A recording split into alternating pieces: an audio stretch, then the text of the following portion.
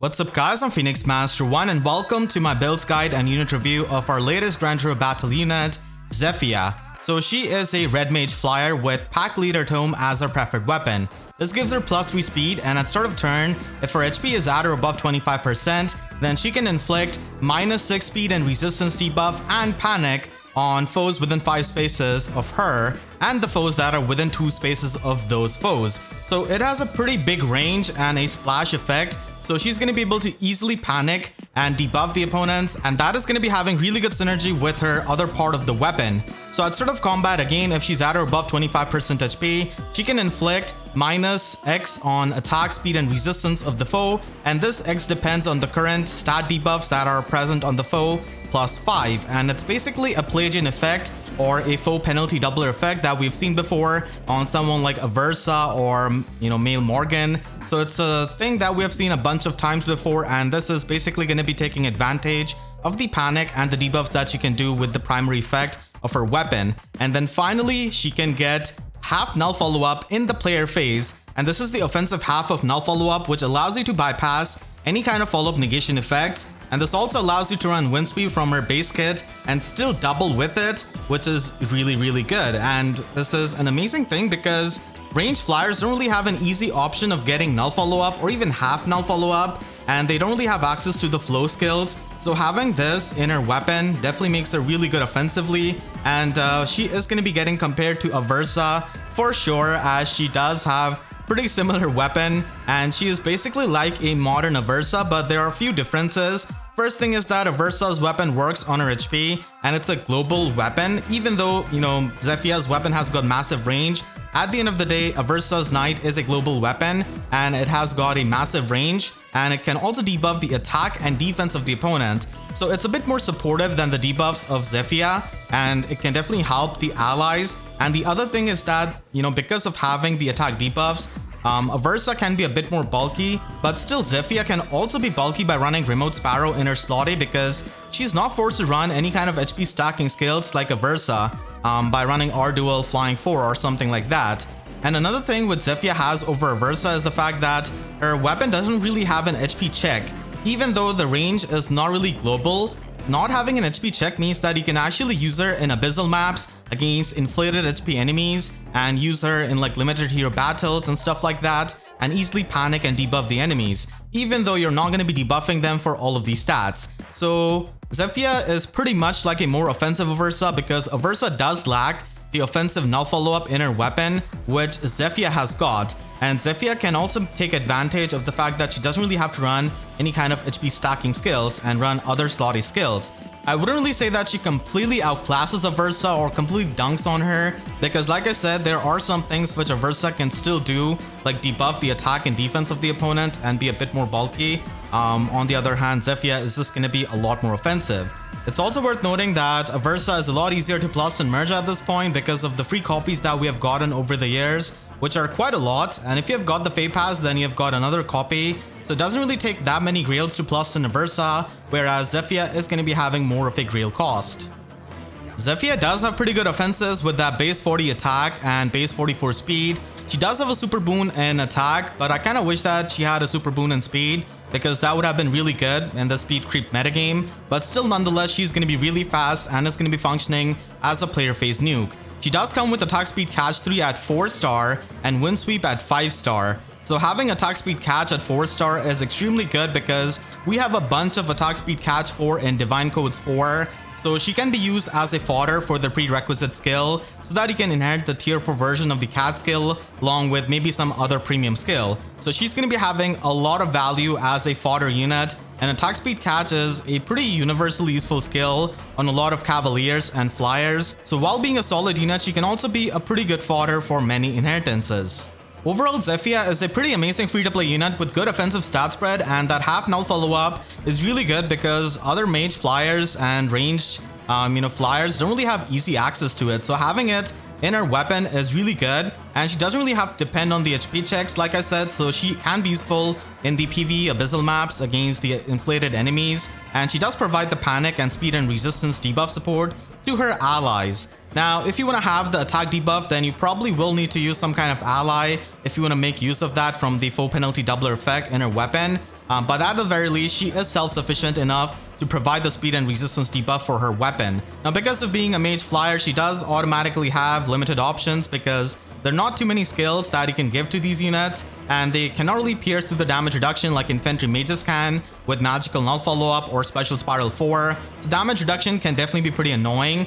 And another thing is that debuffs are actually pretty useful for Legendary Male Robin's grand strategy and the unity skill if you're going to be using them against Zephia. So it can be detrimental to debuff those kinds of opponents or running her in the Earth season in like Arena or Arena Assault. So Unity skills and Legendary Male Robin, are pretty common, and Legendary Male Robin is easily one of the best support units in the entire game. And Unity is a pretty popular pick with Legendary Male Robin, so you don't really want to debuff those kinds of opponents. You can just make use of the debuffs and stack up even more stats. For building up Zephia on a budget, she already comes with Wind Sweep and Attack Speed Catch 3, which is really good. The only suggestion I have is probably to change the special to Glimmer because it's a low cooldown special and it's not going to be taking as much time as Dragon Fang, and you can just run Drive Speed to support your allies. So this is a build that you can run for limited hero battles with the Engage, Cast, or if you just want to use her as a support unit for Arena Assault. I think I'm definitely going to be upgrading her on my free-to-play account because having another unit for the Engage roster is going to be helpful for the limited hero battles. And of course, she is going to be useful in Arena Assault where a lot of units are going to be using rally skills. So panicking them is going to be useful, but obviously not going to be using her in the Earth season against Legendary Male Robins. Blade Session is the perfect Sacred Seal you can run to get the max offenses, and she's going to be getting the offensive null follow-up in the player phase as it is. So running a player phase Sacred Seal does make sense. And if you're going to be investing a bit more into her, and if you're going to be plus and merging her, then you can definitely try and get some better skills from the Divine Codes. So Attack Speed Catch 4 is present in Divine Codes, so you can easily get that. And you can also get Attack Speed Oath 4 from the 3 Houses path. And this can enable the teleportation and give you more offenses, so it can always be helpful. So this is a Divine Codes build that you can run. You can even run Speed Resistance Rain that you can get from Plagian Tharja that you did get from Limited Ephemera Manual. So that's also an option for slot C if you have already used Attack Speed Oath 4 for some other unit. But still, it's going to be an option with Wind Sweep. And you can also give her Speed Resistance Fortress from Divine Codes and also run the Rain skill to stack up the debuffs on Speed and Resistance. And she's already going to be debuffing the enemy by quite a lot and is going to be having the foe penalty doubler effect in her weapon. So she's going to be just doubling down, tripling down on the debuffs of Speed and Resistance. So this can be helpful to just make her really, really offensive. And at max investment, I would say that her best slot A skill is definitely going to be Remote Sparrow because she doesn't really debuff the opponent for their attack. So she's not going to be having the bulk that Aversa can get because of the attack debuff, unless you run some kind of other allies who can debuff the attack of the opponent, which you can obviously do. But Remote Sparrow is definitely going to be a really good premium skill because it does give you 30% damage reduction in the player phase. And then Panic Smoke 4 is also a premium skill I would recommend. Now, Panic on Panic is kind of redundant with her weapon, but we are mainly using Panic Smoke 4 for the foe penalty doubler effect, which can actually stack up with the Pack Leader Tome. So it is going to be giving you even more debuffs based on the debuffs that you do on the opponent. So it can be really fun to debuff the opponent by so much. And Panic Smoke can also give you the attack debuff, which can help you in like multiple engagements with the opponents. So it can be a pretty nice thing that you can run at max investment. And if you're going to be spending a trade fruit on her, then I would really recommend having the Speed Boon because it is helpful in this speedy metagame, and it does help with her offensive null follow-up. And if you're going to be spending an Ascended Floret on her, then definitely go for the Attack Super Boon, which is going to be allowing her to hit even harder. Now you can definitely run another damage reduction skill in her slot B in Brash Assault 4. So with Brash Assault 4 and Remote Sparrow, you can basically get 51% damage reduction. And Brash Assault 4 is, kind of redundant with the offensive null follow-up that she's got and already being fast. So we're not using Brash Assault for its guaranteed follow-up attack, rather for its damage reduction and the damage reflection that you can get out of this. So Zephia can be really bulky, and she doesn't really have much of a bulk out of this weapon. And like I said, she doesn't really debuff the attack of the opponent natively with her weapon. So this can, just compensate for that and give her a lot of bulk in the form of damage reduction if you do have an extra Duo Shamir. You're going to be losing out on the Trace effect, obviously, and unfortunately Alarm skills are not available for flying units, so you can just run Attack Speed Oath 4 so that you can teleport and get even more offenses. Finally, if you're going to be running her in Arena, then you can run R-Dual Flying 4 from Shadows of Valentia Pala that we did get in the Ephemera manuals. Now obviously Aversa uses R-Dual Flying 4 a lot better because she already wants to be stacking up HP. And for Zephia, it is kind of a detriment because she doesn't really care about HP stacking.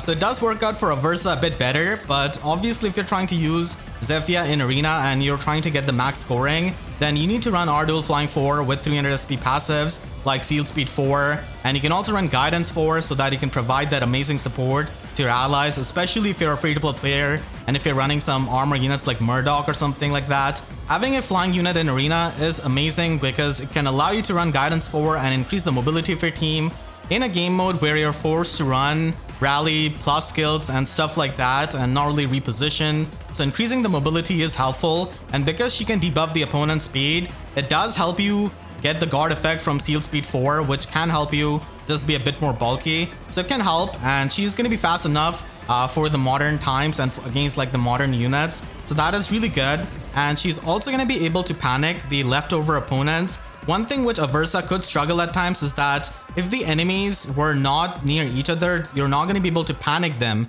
or if there was just like one enemy left at the end, you couldn't really panic them. Pack Leader Tome definitely helps a lot in Arena because people are going to be running rally skills and visible buffs, so panicking them is really helpful. But again, just keep in mind that you have to watch out for Legendary Male Robin teams because they can be really annoying and make use of the debuffs that you do on them. Make sure to share this video with your friends if they're trying to build up Zephia, and I hope you all enjoyed this video. If you did, then make sure to leave a like and a comment, helps you tremendously. And if you really enjoyed, you could always support me directly by using super thanks down below or by becoming a YouTube member. And for more FEH videos, make sure to subscribe and hit the notification bell because YouTube sub boxes put me in panic just like Zephia. So with that said, I'll see you guys next time. Thank you so much for watching and have a great day.